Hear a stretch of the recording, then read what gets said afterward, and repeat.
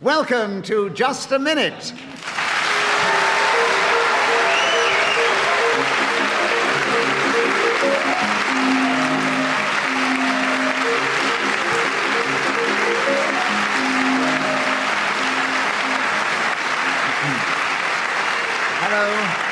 My name is Nicholas Parsons, and as the minute waltz fades away, once more it's my pleasure to welcome the four exciting personalities who this week are going to play Just a Minute. We welcome back one of the long-standing players of the game, Peter Jones, a more regular and frequent player of the game, Paul Merton, and two who've only played it on two occasions before, that is Jenny Eclair and Kit Hesketh-Harvey. Would you please welcome all four of them?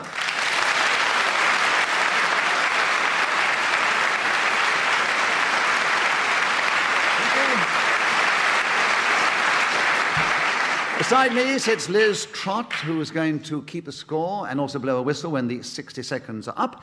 And as usual, I will ask our four panelists to speak in turn, if they can, on the subject that I will give them. And they will try and do that without hesitation, repetition, or deviation. And this particular edition of Just a Minute is coming from the lovely city of Lincoln. And the first subject we've got on the cards is mobile phones. No connection with Lincoln. But Peter Jones, would you start the show and talk on that subject, if you can, starting now? I don't really like them very much because you can't attach answering machines to them, and that's a great advantage. Jenny Eclair, you have challenged. I challenged him because he's wrong, because obviously he's a bit of an old gimmer and he doesn't realise that you can get mobile phones now that do have answering services in them. Yes, what's the point of them? I don't know. I also don't have a mobile phone, but that's because I'm not very successful or very rich and famous. I know I've said very twice, but don't get me yet, all right? Would you like to save it all for the show? Am I allowed to go on? No, I'm going to tell you to go on in a minute, Jenny. You haven't played the game very often before. No, I've no idea. What I need to say is that you have a correct challenge, so you get a point for a correct challenge. Why is it correct? Because what you said is true, actually. In today's modern People have said the most monstrous things in this show that are not true. I know, but but on this occasion she was technically correct. So, Jenny, you have a correct challenge. You get a point for that, and you take over the subject. There are 54 seconds available starting now. I'm winning already. Good. I don't have a mobile phone because I don't have very much money. I'd like to, because where I live... Peter Jones has challenged. Not true. She's loaded.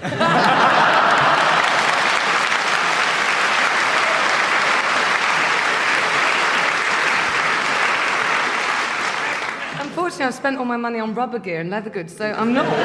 Steady on, Jenny. Remember, it's the family show. Now, Peter, we love that challenge so much. I'm going to give you a bonus point for a good challenge, but it wasn't hesitation, repetition, or deviation. So Jenny gets a point for being interrupted, keeps the subject. 49 seconds are left, Jenny, starting now.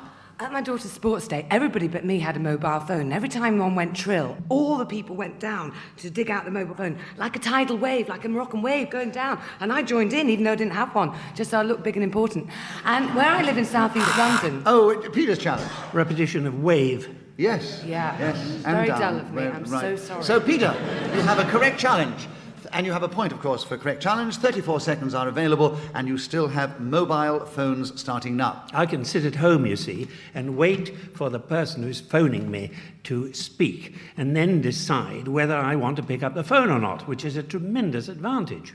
But not being able to get in touch with these people who supply... Kit Hesketh-Harvey, I think we've had an awful lot of people, haven't we? Yes, we did have people before. Yes, I'm sorry. I did. Yes. Quite So right. people gives you a point and the subject and 20 seconds. Mobile phones, Kit, starting now. The problem is living in these bleak fenland areas, as I do, that the mobile phone satellite system doesn't really network up at all, and so it's absolutely no use at all. You can't ring Tom Conti in Hampstead, should you want to ring that self-same gentleman, because he's discovered that the lines are too busy to that place where he lives. However, nowadays, the older... He's lost it totally. No, he did say, which is hesitation. He's blown it completely. So sorry. And anyway, he should lose points for living in the country. I can't... I'm sorry, I'm Italian. One fell stroke, you've alienated everybody in They've turned. Lincoln. I just feel nervous if I can't see a sock shop out of the corner of my eye. I'm just not very good in the country, you know. Well, so you needn't feel nervous now, because you're way in the lead and you've got another point and another second to talk on mobile phones starting now. Where I live in southeast London...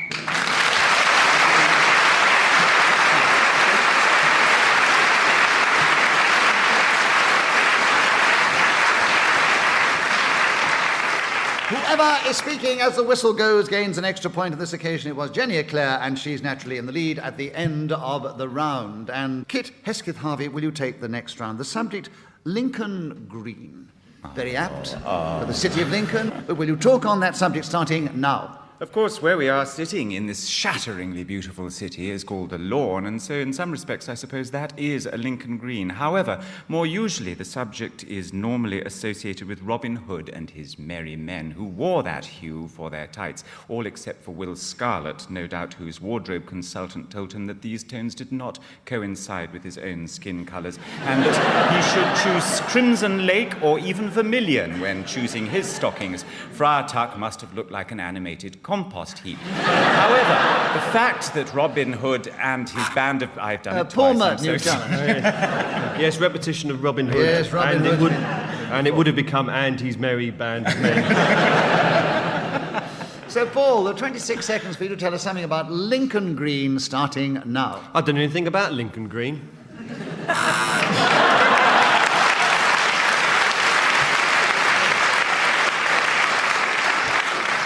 Peter, you I'm willing challenge. to have a go, though, if you like. No. Well, actually, you paused, so Peter got in first, and he's got 23 I didn't seconds. pause, I stopped. Yes, came to a There's halt. nothing in the game about stopping. Peter, a correct challenge, 23 seconds. Tell us something about Lincoln Green starting now. And there's also Lincoln Amber and Lincoln Red. Though I've noticed the drivers pay no attention at all to these colours. They see traffic lights as merely a recommendation. And I've noticed, I was nearly killed. Kit challenge. We've had two notices, haven't You we? noticed, I'm yes. so sorry. Yes, you did. I'm sorry. Peter. Isn't it? So Kit has got in with 30 8, years still doing it. Oh, God. but your contribution is without par.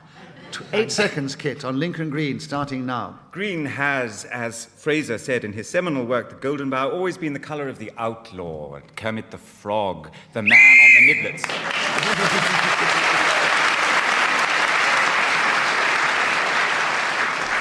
So, Kit Hesketh-Harvey was speaking as the whistle went, gained an extra point for doing so. And at the end of the round, Jenny, Peter and Kit are in the lead, equal, and followed by Paul Merton. Jenny Eclair, will you take the next round? The subject, jeans. Will you tell us something about that in your urban life? Well, Starting now. as it happens, I'm sporting a triumphant pair of rather sexy PVC jeans. And they do make a funny squeaky kind of noise. So if you hear the strange sounds emanating from me, it's these. And it's a bit of heavy breathing from Nicholas, who I think is rather good. And they're rather tight. Kit is challenged.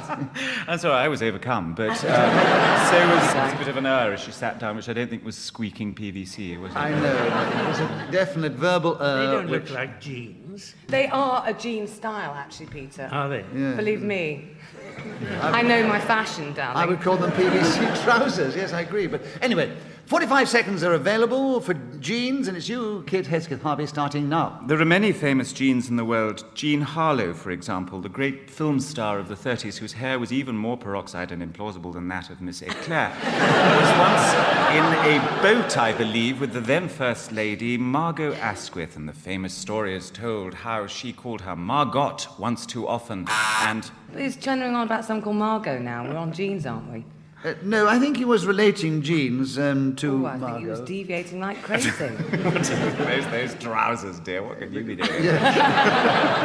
All right, benefit of the doubt to Jenny Eclair. 26 seconds on jeans. Jenny, starting now. Brutus, Lee, Levi, all different kinds of jeans. My favourite are the red tag 501s, which I like to wear very tight indeed, so they cut off my circulation. And I have leather... Paul Merton challenge. Hesitation. Yes, definitely. Jeans is with you. 18 seconds are available, starting now. So Jean Harlow, she turns to Margot Asquith and she says, how do you... And Margot Asquith says, well, look, you know, my name isn't Margot, it's Margot, the T is silent. As in, Peter challenge. Repetition of Margot. Yeah, Margot and Margot, yes, right. Peter, you've got in with 8 seconds on jeans. Starting now. It's very difficult to buy a new pair of jeans because they sandpaper them and put them in washing machines with pebbles until they're threadbare.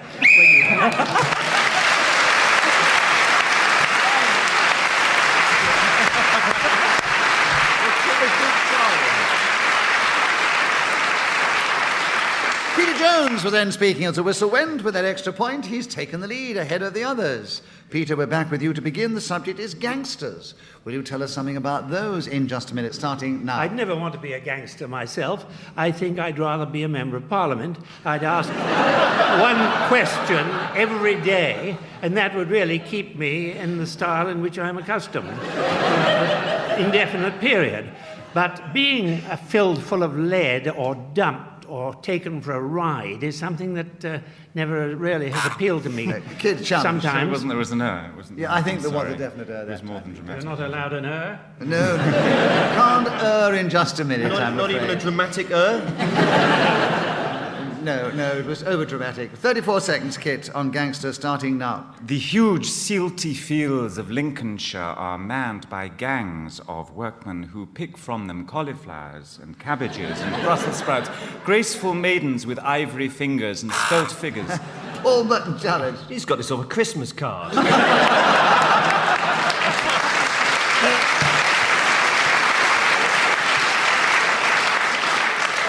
James maidens with ivory fingers picking cauliflowers. It's a long way from gangsters, isn't it? I think gangmasters, and think they're it was gangs who work in definite them. deviation, definitely. Paul, you've got in on Gangsters. 22 seconds are available, starting now. Whenever I think of gangsters, I think of the svelte Al Capone with his ivory fingers just pointing at somebody who was going to be bumped off next. Of course, he ran Chicago very much in the 1920s and in the 1930s as well. That's not a repetition because 1930s, I've said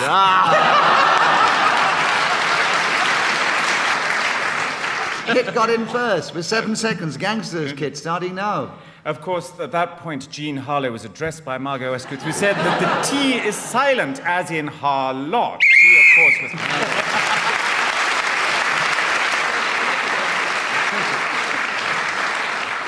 So, Kit Hesketh-Harvey was then speaking as the whistle went. Gained an extra point for doing so. Kit, it's your turn to begin. The subject is spirits. Can you tell us something about that? Spirit, you can take it any way you like, starting now. Shakespeare, the bard of Avon, filled his plays and his dramatic landscapes with spirits. One thinks of Caliban saying, "The isle is full of noises," or the Scottish queen saying, "Come, you spirits, which tend on mortal thoughts, unsex me here, and fill me from the top to the toe, brimful of direst..." Peter's challenged. Don't ring us, we'll ring you.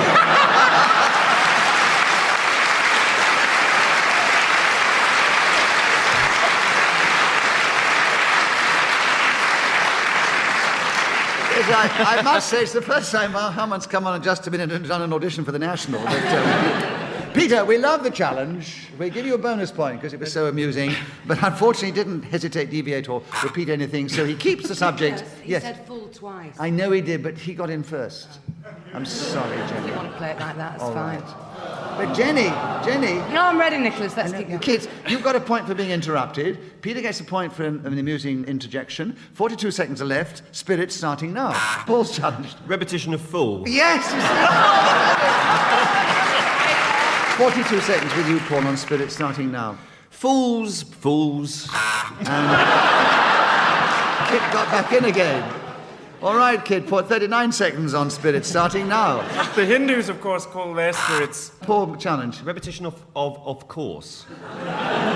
Yes, you did Shakespeare, of course. Oh, my lord. Yes, you did say, of course, before. I'm sorry. Paul was listening well. 37 seconds are left. Spirits. Paul starting now. My favourite spirit, without any doubt, is whiskey. I drink it by the gallon. In fact, I'm an alcoholic, and I like to take this opportunity to come out in front of... Jenny, challenge. Drinking. Did you say drinking twice? No, I like to drink it. Oh, I'm And he sorry. said drinking before and drink it that Okay, time. fine. Sorry. No, Fine. Jen, I don't want to inhibit you. Give but- the ball back to Paul. no, Let's right. play Very it. precious moment for Paul. 29 seconds, Paul. Spirits starting now. I'm glad to be able to say to you that I've been a fool in the past because I have consumed far too much alcoholic beverage for my own... Kit A challenge. repetition of alcoholic. Yeah. was Yes, it an was alcoholic, alcoholic he came before, out not as one. alcohol. I was trying to do a quick sort of rewind in the mind to find out it was alcohol or alcoholic, but it was a repetition of that word. 20 seconds, Kit, on Spirits starting now. Call their spirits gins, and gin is indeed my favourite spirit. Jenny. Gin twice. No, it was gin and gins, man. The one was with the Oh, DJ. for heaven's Sorry. sake. All I'm trying to do is get some points I here. know you are. And I don't want to inhibit you from trying, because we love having you on the show, but I have to be fair within the rules of the game. 17 seconds, Spirits Kit, with you now. Initially distilled, I believe, in the Low Countries, Holland or Belgium or some such, and it was brought over by the English soldiers who liked to mix it with their tonic under William of Orange. That's deviation if ever I heard it.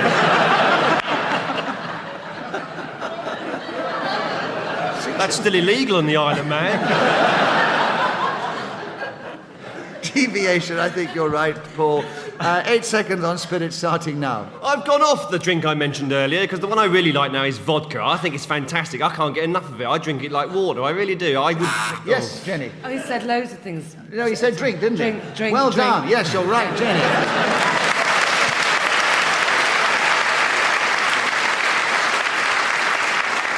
So Jenny's got in with half a second to go on Spirits, starting now. Whenever I drink spirits, I have fun.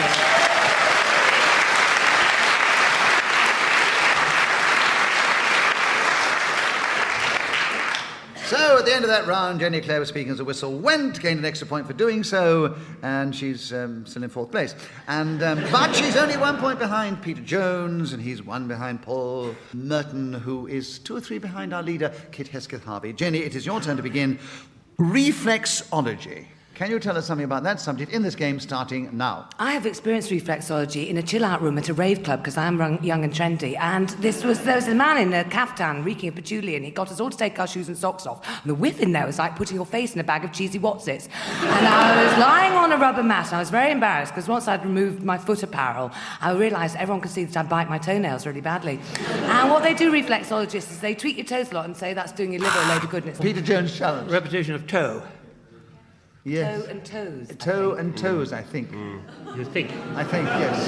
Not to be sure. I don't want to talk about it anymore. Anyway. I know. You were No, getting well, there. I don't want to spoil her effort, you know. No, but you've got in with Because the I correct can see she is pathetically desperate to win this ludicrous game.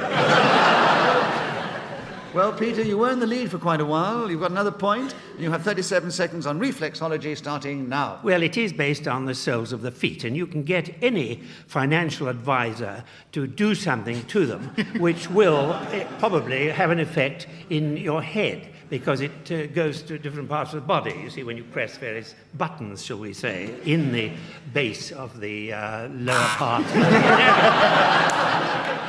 Kit. Well, hesitation. Yes, I was it was about to lead to hesitation. hesitation, Yes, but I'm definitely. sorry. I'm He was sorry, doing Peter, so well yes. as well. Yes, 18 seconds. His mayor is nodding, The mayor's nodding. and he's not going to sleep. No, yes. So, Kit, reflexology is with you. 18 seconds, starting now. Broadly speaking, as I understand it, it means that if you hit somebody's knee very hard with a sledgehammer, it moves. I don't think this is an enormous conclusion. Hesitation. Yes, indeed, Peter. And you have 10 seconds on reflexology, starting now. It is one of the alternative medicines that are practiced in rather small rooms in Hampstead and other parts of London. And I've never actually attended.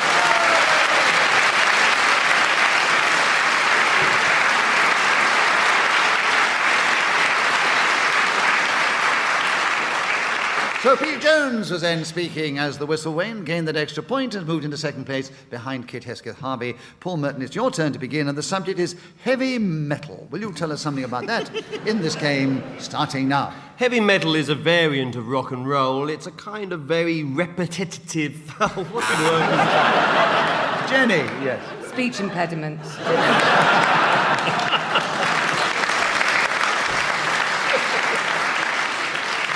Jenny, Rather all right. sad, really. Hesitation, yes. 55 seconds on heavy metal with you, Jenny, starting now. This is the kind of stuff that teenage boys like to play in their bedroom, which is preferable to the other kinds of things they do in their bedrooms. I've said bedrooms twice, but we know what we're talking about. Peter Jones. Anyway, Well, she did say bedroom twice. Yeah, the bedroom came in twice, Yeah. yes. 49 seconds on heavy metal with you, Peter, starting now. Well, lead is one of the heavy metals.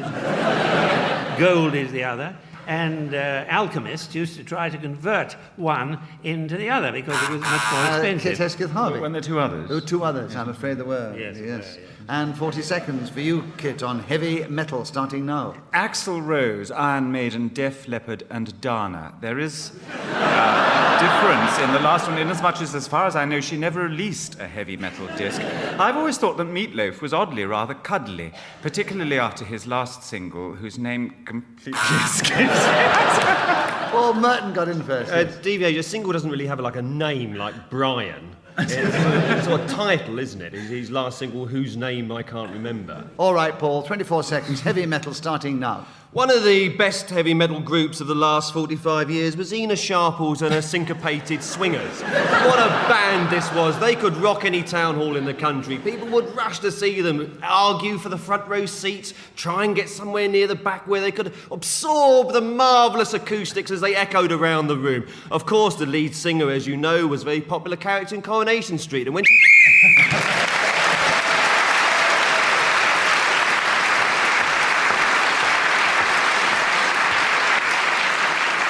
Paul Merton got the extra point then. Speaking as the whistle went, he's now moved up to third place. He's one behind Peter Jones, who's two behind Alida, who's still Kit Hesketh-Harvey, and Jenny is just a little bit...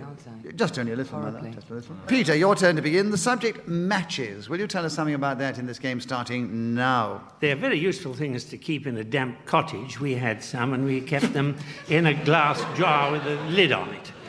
They were invented in the last century, and a lot of girls used to manufacture them at great risk to their health because they got something called phossy jaw, which was because they used phosphorus in the making of these little things with Jenny challenged. Did you say making twice? No, I don't think so. No, I'm sorry, Peter. That's right. Peter, you have another point, and you have 38 seconds on matches starting now. Don't know that I want that long. I was very trying to help. Jenny, you challenge.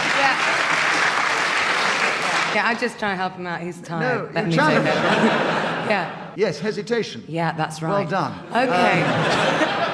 33 seconds on matches, Jenny, starting now. I once played in a rounders match when I was a brownie, and I caught the ball in the eye socket, and it really hurt me, and I started to swear, and I was sent off the pitch.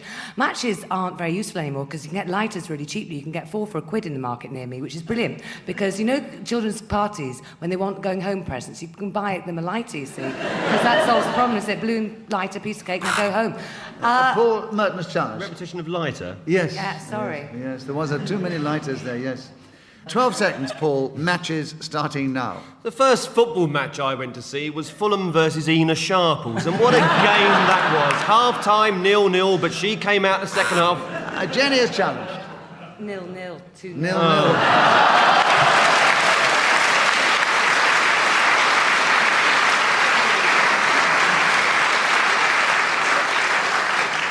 Well, listen, Jenny, 4 seconds on matches starting now. A very funny thing you can do with matches is to... Paul Merton challenge. Repetition of very.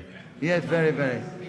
Oh, does it count when you go back? Oh, I didn't. No, you just said very, very. If someone had bothered to explain these rules to me, and I might have been able to play this game. No, what you said, you said very, and then the next word was very as well.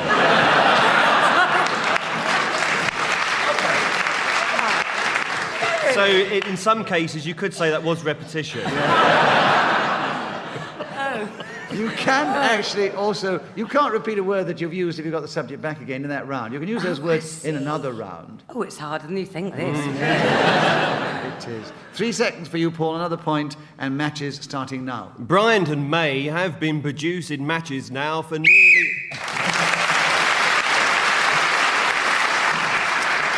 So, Paul Merton again, speaking as the whistle went, leapt forward. He's now equal with Kit Hesketh-Harvey in the lead. But they're only 1 point together ahead of Peter Jones, and he's only 2 points ahead of Jenny Eclair. It is all very close. Kit Hesketh-Harvey, your turn to begin. The subject, Impressionists. Will you tell us something about those amazing people in this game starting now?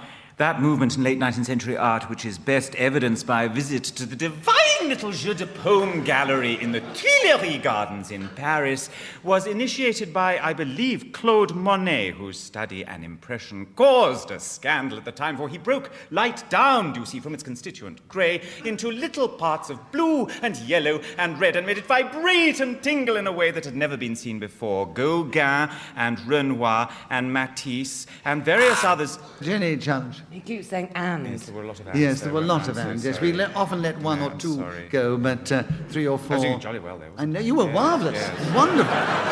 32 seconds for you, Jenny, on Impressionists starting now. My favourite impressionist is Rory Bremner, a comedy chum of mine and golfing partner. And his mother came to see me once work, because we worked together. I've said work. No, work and work. And I blew it! Oh, yes, Jenny. That's it. You see, don't draw attention to your faux pas, because often at the pace you go, they may miss it. It's a hilarious anecdote. Yes, but Peter got in first. Peter, there are 10 seconds on Impressionists starting now. The best impressionist I ever saw was a man called Afrique, A-F-R-I-Q-U-E. He was from South Africa, and he made a very daring impression of the Duke.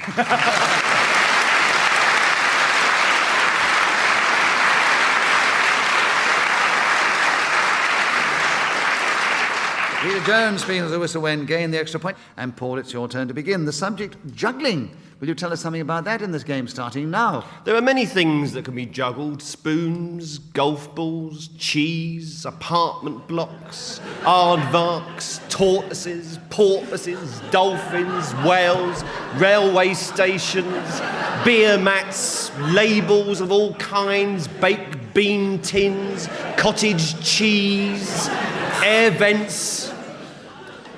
Yes, kids challenge you. Repetition of cheese. Yes, there was more than one cheese there, more than yes. one cheese. Yes, there was too many cheeses in the air at the time. Right, 38 seconds, juggling with you, Kit, starting now. Cosmopolitan always advertises itself as the magazine for women who juggle their lives. I think this is balls.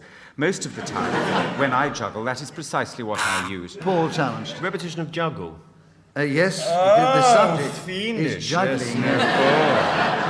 Just to remind the listeners, you are allowed to repeat the subject on the card, but on this occasion the subject was juggling and not juggle. So, well, listen, Paul, 29 seconds of juggling starting now. Emulsion paints, cricket greens, doorknobs. The list is endless, and of course there are many people who are particularly good at juggling. They're called jugglers, in fact, which is just as well because that's what they do. And I've worked with some very, very, very fine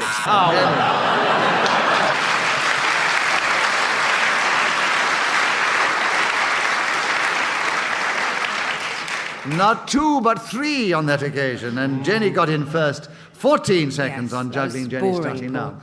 now. It just kept saying I haven't started. You Hesitation. did. You said, I said starting You were now. my friend, Peter. I don't know what Right, gave okay. you that impression.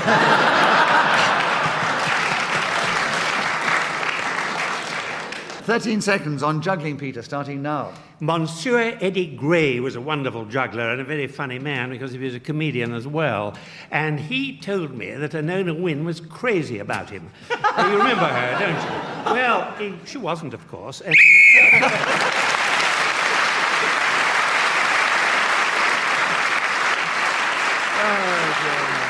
Well, I'm afraid we have no more time to play Just a Minute. At the end of that, it was a very close, well, hardly a contest because it's the fun is more important, but Jenny Eclair, who's only played it twice before, finished only just in fourth place, behind Peter Jones and Kit Hesketh-Harvey. No, you didn't lose. You were a winner. You just didn't get as many points as the others, who equal in second place, but only 2 points ahead of them was Paul Merton, so we say he is the winner this week.